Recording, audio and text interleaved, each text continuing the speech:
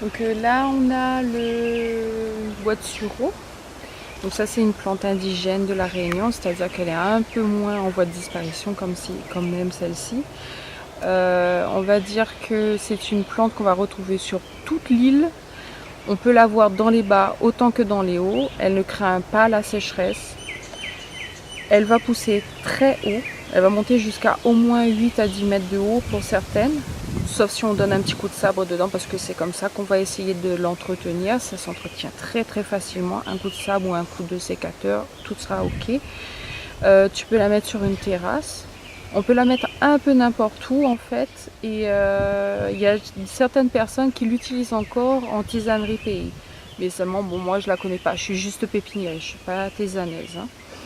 Donc c'est une plante qui va te donner des fleurs en fait en ombelle, c'est-à-dire un peu comme un petit parasol quoi, avec des fleurs blanches. Et ensuite elle va donner plein de petits grains noirs qui vont tomber au sol et elle va te donner des jeunes plants comme ça.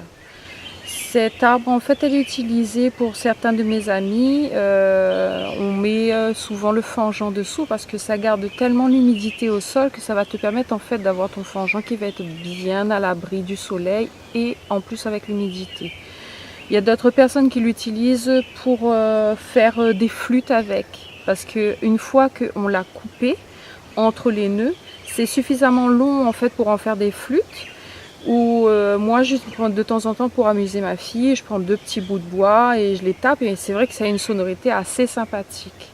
Donc pour quelqu'un qui habite en appartement, tu as besoin d'avoir un petit endroit d'ombrage, ça n'a pas besoin de beaucoup de place. Un petit pot comme ça te donne un arbre déjà de cette hauteur.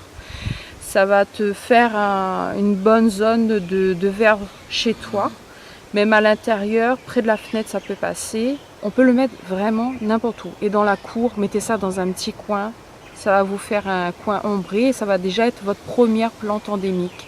Elle est increvable. Voilà.